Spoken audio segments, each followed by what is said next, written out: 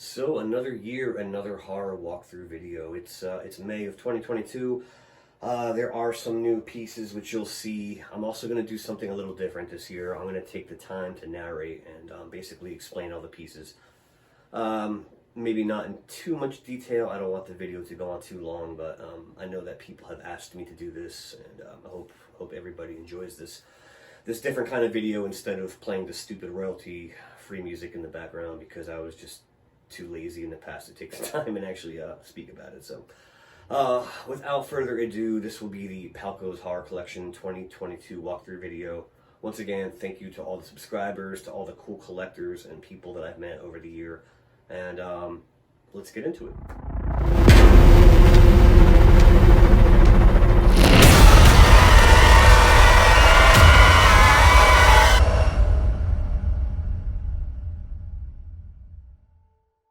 Alright, we'll start off with this Crite, obviously from the movie Critters.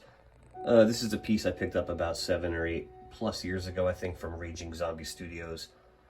From what I understand, it was based off the screen molds, the screen-used molds, the teeth as well. It's a resin teeth, resin eyes, and the body's latex. I'm not sure what kind of hair, probably camel hair they used on this one.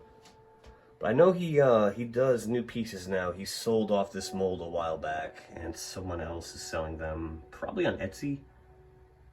But it's a great piece, fun little one to talk about. Going to the side over here is Orville from Children Shouldn't Play with Dead Things, one of my favorite classic schlocky films. This was done by Chuck Jarman, old Bump in the Night creations. Now he goes by Horror Hosty, and he even provided the signature, the signed card, Bump in the Night, from Alan Ormsby, who wrote and acted in the film. And going over to the side, this one really doesn't need too much of an introduction. Obviously, everybody knows Dead Nate from Creepshow. Unfortunately, I purchased this bust off of eBay years ago, and I don't know the original maker, which is pretty shitty, I know. It's, I think, 1 or 2 in my pieces. I don't know who made them. I've been trying to find information on it, so if anybody can leave a comment down below, please let me know. I also reached out to Boutique Jeff on Instagram, who made me these custom hands. So I decided to build this diorama, and he did a fucking fantastic job, man. He's kick-ass. Check his page out on Instagram. He does really, really good work, and I mean, just married the piece together. Everything looks so great. Okay, moving over to the right a little more. Paul Toombs, Vincent Price from Madhouse. I mean, it's one of the coolest Vincent Price films ever, right? My buddy Tom Enos made this piece for me. He made a half body with the hands. I have another video on this one. I wanted to make a full life-size figure. I've always wanted Vincent Price in my collection, and this is just such like an underrated film. Making this into a 1-to-1 life size was just awesome, and it was a really fun project to do. So if you want to check through my videos, there is one where I show the process of how I made it, the pieces that I had to pick up, the steps that I took to fabricate everything. I mean, obviously the hard work was done by Tom, and he's just a super talented artist, so everybody check him out too. Tom Enos is just a fantastic artist. And to pan down a little bit, we are going to go to the Gremlin, the Green Gremlin, which was an older NECA piece. Probably picked this one up about 10 years ago. It's a latex one. Fun piece. It's not super high end or anything, but I mean, like, I kind of feel like everybody needs a Gremlin in their collection, right? So I'll just pan up through this section again.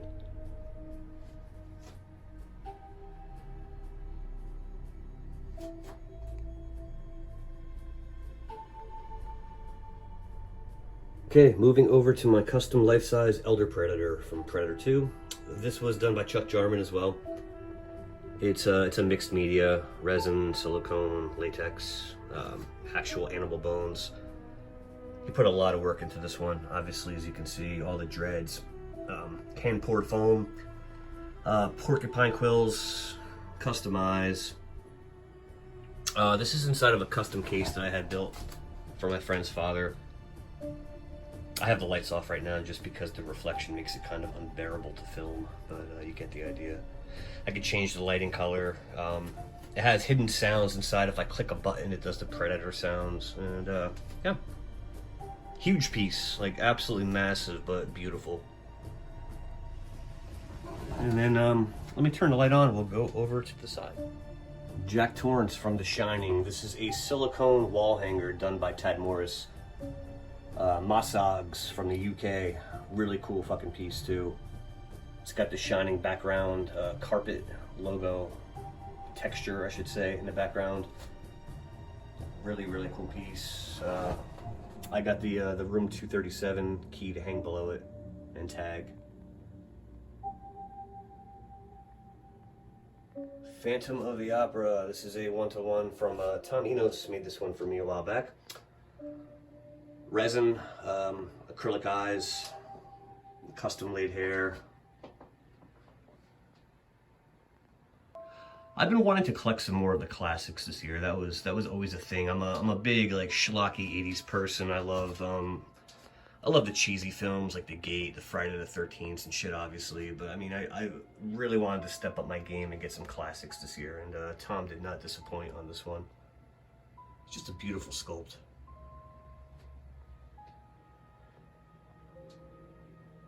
Going down once more. The Hunchback of Notre Dame, and this is also a Thomas Enos piece. This is silicone. Hand-punched hair on the face, the eyebrows and stuff. I believe it's a wig.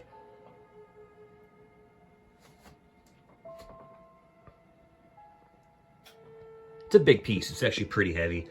It's hard to judge in these videos, I know, but I would say it's about like 2.5 feet wide. Maybe 2 feet wide. It's kind of stretching it. But yeah. Awesome, awesome, awesome piece.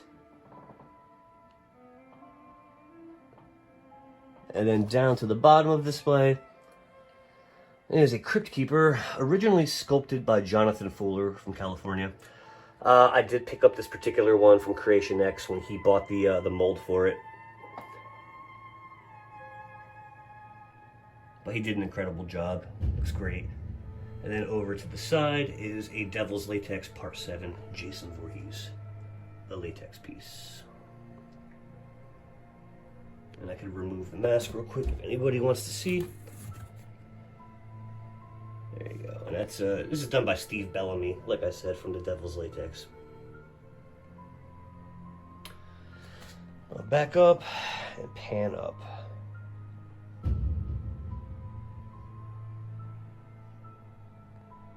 Obviously not to be forgotten from this particular side of the room are the Twilight Zone masks that my sister got me for Christmas one year that I had sent out to Evan Para from Evan Para Effects, who so kindly retro painted them, foam filled them, and even laid some kind of black felt inside the eyes.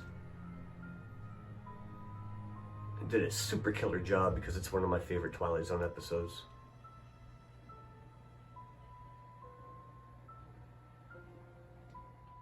Alright, this is the second Vincent Price piece in my collection. This is obviously the iconic Dr. Phibes. This was done by Evan Para Effects. Just nailed the likeness, just absolutely killed it. It looks so fucking good. You could almost hear the music playing in my head as I'm filming this, right? It's a resin piece. Acrylic eyes. Great paint job. The guy, I mean, Evan's got so much heart with his work, man. He's awesome. All right, going down to a Part 4 Jason. This was done by Chuck Jarman, horror hosty, once again. Really, really cool rendition of Jason Voorhees. A little bit of a variation to the Tom Savini sculpt, but I mean, I kind of like this one more, honestly. It just has a little more grit to it. It's pretty creepy. Resin piece, acrylic eyes. Going down to a Scareware Freddy piece. Can't remember when I bought this one. I'm going to say probably about 7 years ago. It's a resin one. Thinking about drilling out the eyes at some point and putting in some custom ones, maybe to make it a little more realistic. But man, Bob's sculpts are sick. He does such an incredible job. His paintwork, everything looks great. And the gloves were from Nightmare Gloves, I believe. I purchased them around the same time, if not maybe a little bit before that I got the bust. So, and lastly, going down on here is Talus from Jason and the Argonauts, done by Neil from Creator Works.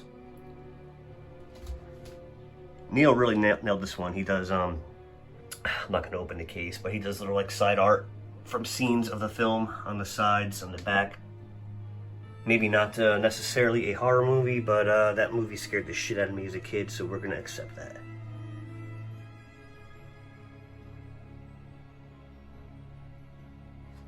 And just to pan up one more time. Hellraiser 2, Dr. Chenard. It's a silicone piece by Hellbound Busts. Really, really cool piece as well. Glass eyes, acrylic eyes, I should say. Silicone. Nice paint job, man. Going up to Meg Mucklebones, Jonathan Fuller sculpt from Legend. The latex piece. Acrylic eyes, acrylic teeth.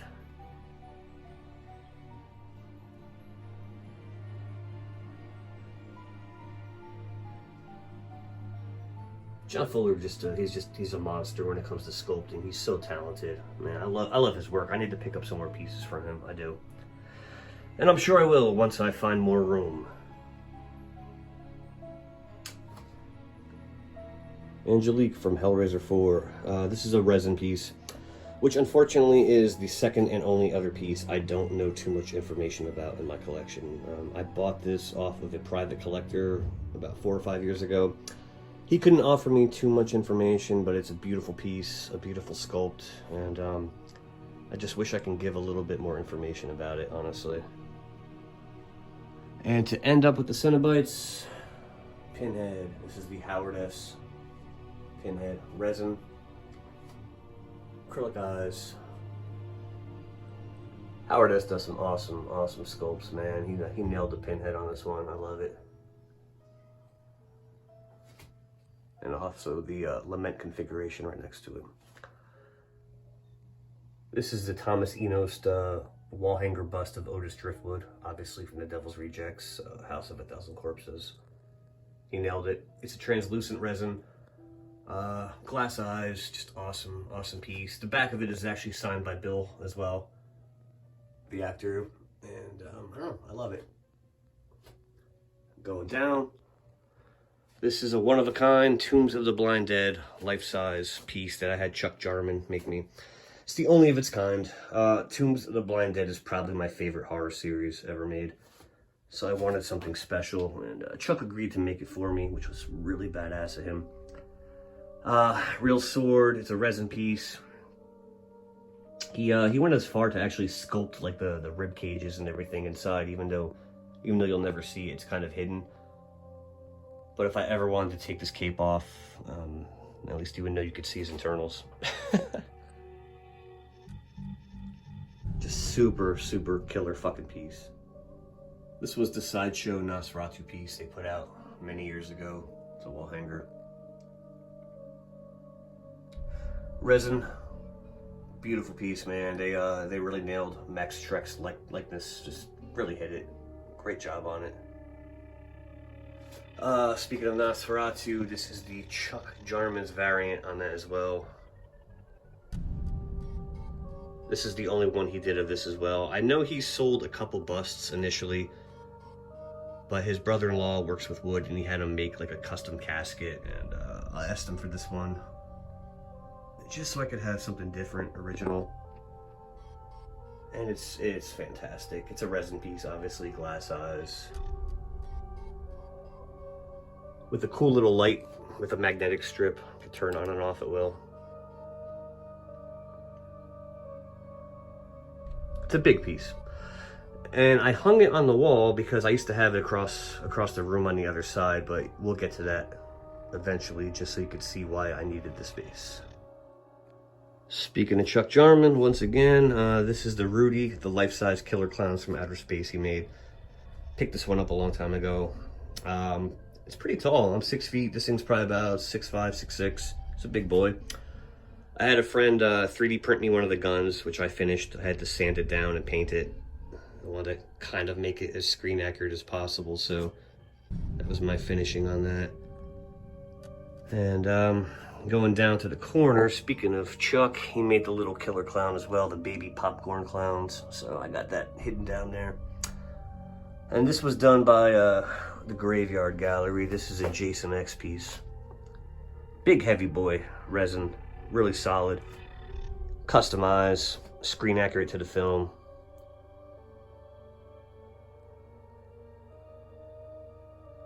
He really nailed this piece, man. It's awesome. I even love how he did the blood dripping. The textures, like everything. He knocked this piece out of the park. It's cool. Haven't seen too many of these made, man, but he does deserve more credit, man. I think people should check out the Graveyard Gallery. Okay, this is a minion from the Gate 2. This was done by Zorlosa Creations. A nice resin piece. This is obviously the baby from It's Alive, done by Chuck Jarman. Acrylic eyes, resin body.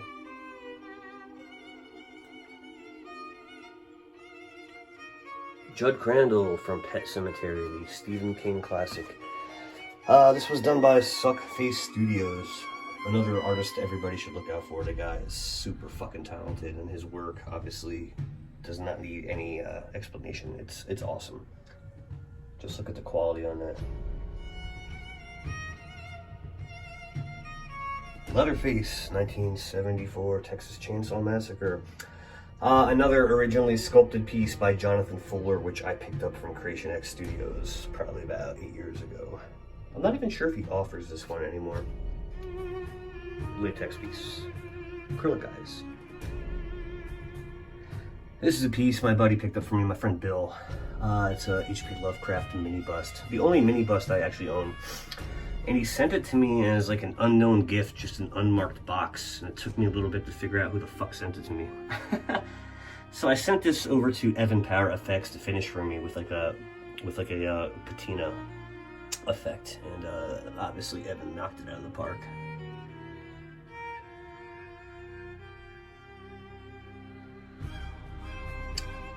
Over to H.P. Lovecraft again. This is the Reanimator Reagent Syringe set done by Nightmares Unlimited. You can check his shop out on Etsy. He does some really cool work too, besides just like H.P. Lovecraft stuff.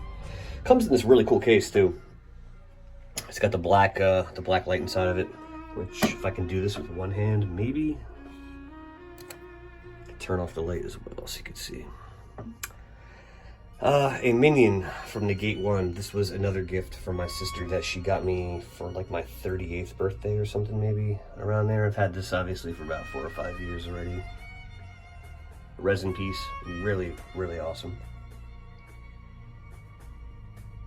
And the chest burster from Alien, done by Gary Tunnicliffe, I'm sorry, of Hellraiser fame. He did the special effects on the later maybe part 2 and on, I think. Don't quote me on that.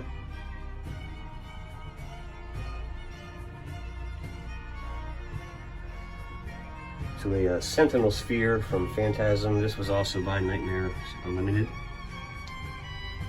It's a nicely polished metal piece. It's hard to get a picture of this. Everything obviously shows a reflection, but great piece.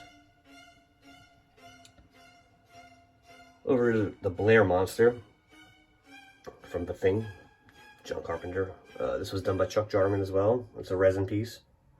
He's done a couple variations since this one. This one was picked up about 9-10 years ago. He has a really cool one now where it has the dog transforming on the back of the head. So that's something to look into if somebody's looking for a really cool John Carpenter piece. And then obviously Bub, Day of the Dead. Also another Chuck Jarman piece. I guess you guys can tell I'm a fan of his work, right? But this was his first iteration of this, with the hand eating the brain. I know he has a newer sculpt out that looks really rad too, but something about this particular face pose I really love.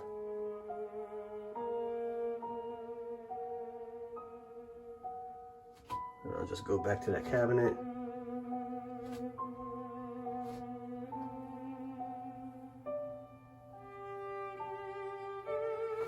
to the side.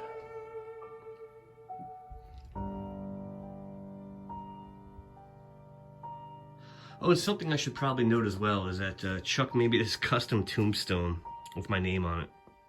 When he did the Blind Dead prop for me, he did the Greg Palco death. All right, going to the top of the cabinet. This is the Grey House Studios silicone version of the Scary Stories to Tell in the Dark diorama. Michael Perry does fantastic work, man. The guy is super talented. Over to the left of that is the Louis Fry grandfather from Texas Chainsaw Massacre 2.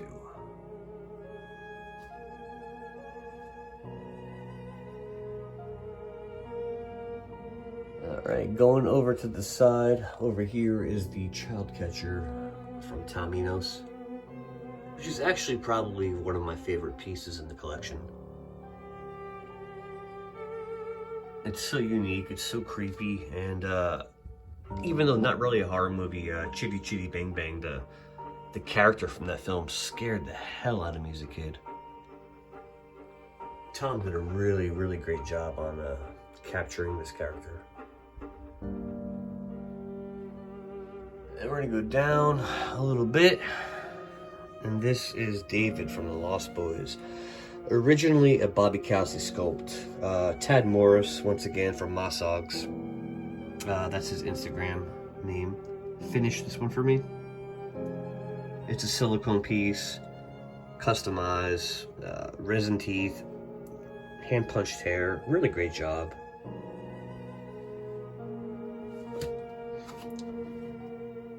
I'm sorry, I'm kind of like squeezing myself in a corner to film this right now, but Evil Ash, Evil Dead 2, done by Jonathan Fuller.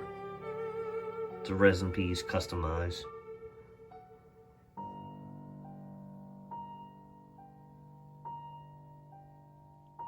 And down to the bottom of this case is a Monty Ward, Dr. Hill from Reanimator. Another resin piece.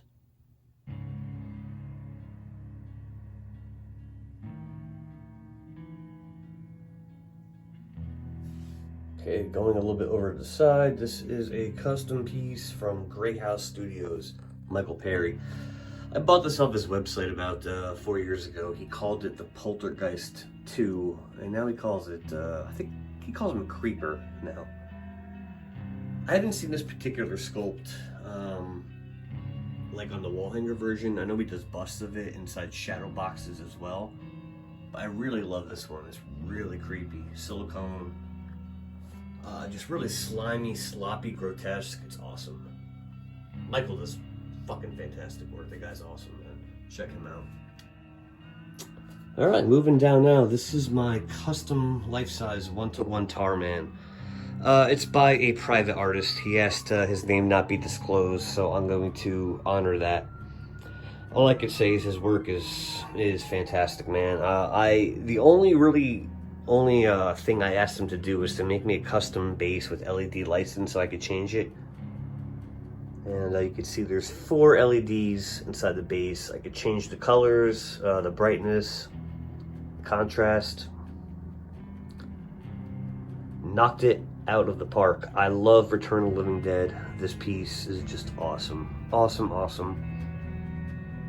Like I said, I wish I could share the artist's name with you, but he requested to be completely anonymous on this, so I'm going to respect that. All right, over to the Disney's Haunted Mansion, the Hatbox Ghost. This is a resin piece by Chuck Jarman. It glows in the dark, like super translucent. It looks great. Nice custom sign on there. There's also Chuck's like notorious for adding these little sticky things in there. He loves throwing in these little, I guess Easter eggs you can call them. But it's cool. It plays the entire Haunted Mansion theme song. So. And then, almost lastly, is my life-size Tall Man. This was another sculpt by Jonathan Fuller. I did purchase the bust from Creation X probably about 6+ plus years ago, I decided to make it into a full life-size figure. I do have a video on my channel. You could check out how I made this as well. But yeah.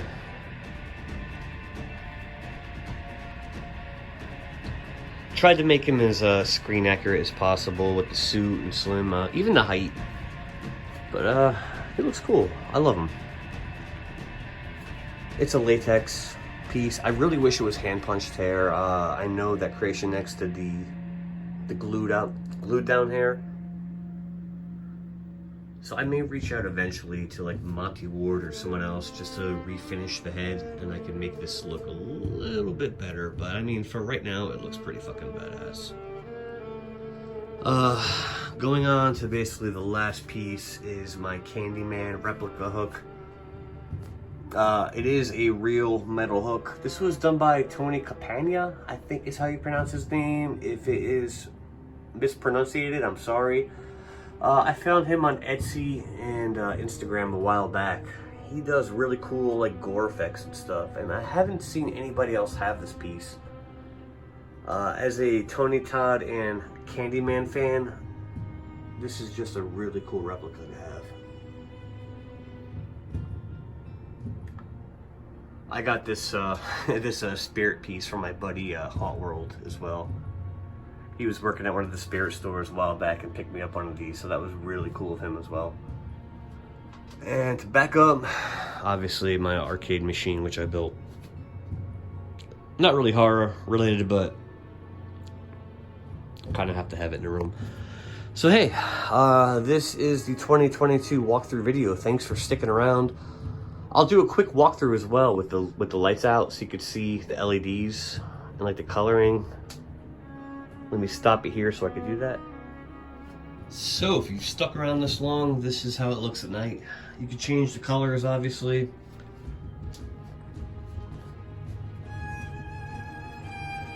Once again, I really appreciate everybody taking the time to watch my videos. Thank you so much. Thank you for your support.